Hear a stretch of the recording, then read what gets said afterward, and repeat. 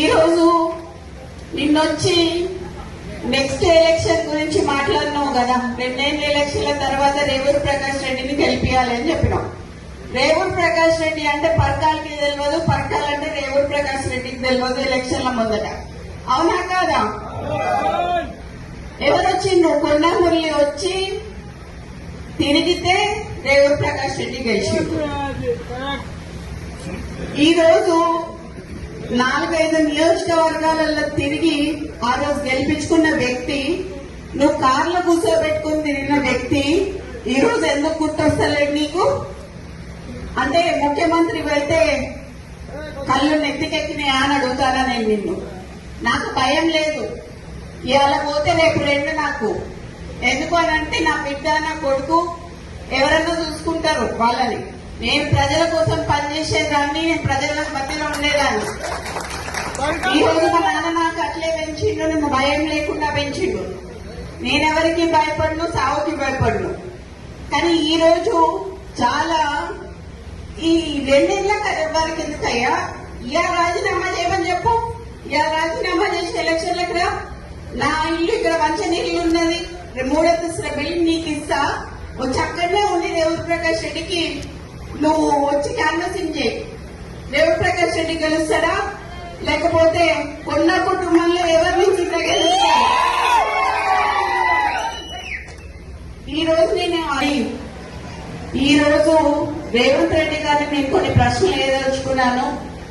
దాంట్లో భాగంగా మీరు మొదట పిసిసి కావాలని కోరుకున్నది కొండా సురేఖ, కొండా మురళీధరరావు గారు. ఆ రోజు వారు మాట్లాడుతూ కొండా మురళీ గారి ఆదేశాల మేరకి కొండా సురేఖ గారు పిసిసి రేవంత్ రెడ్డి గారిని ప్రపోజ్ చేయడం జరిగింది. తర్వాత ఢిల్లీ స్థాయిలో కూడా ఆమె ప్రపోజ్ చేయడం జరిగింది. ఆ రోజు నువ్వు పిసిసి అయినాక ఫస్ట్ మొట్టమొదటిగా మా ఇంటికే వచ్చారు. వచ్చి నువ్వు అన్న మాట ఏంటంటే మా నాన్నతోని కొండా మురళి గారితో అన్న 38 సీట్లు వచ్చినా 36 సీట్లు వచ్చినా నీకు ఎమ్మెల్సీ ఇస్తానన్నావు.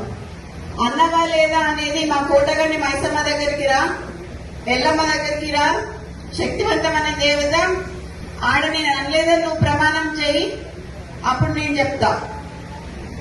ఒక బీసీ బిడ్డకి, ఒక క్రౌడ్ పుల్లర్ కి ఎందుకు ఎమ్మెల్సీ ఇయ్యలేదు, ఎందుకు పదవి ఇయ్యలేదు అని నేను అడుగుతున్నా.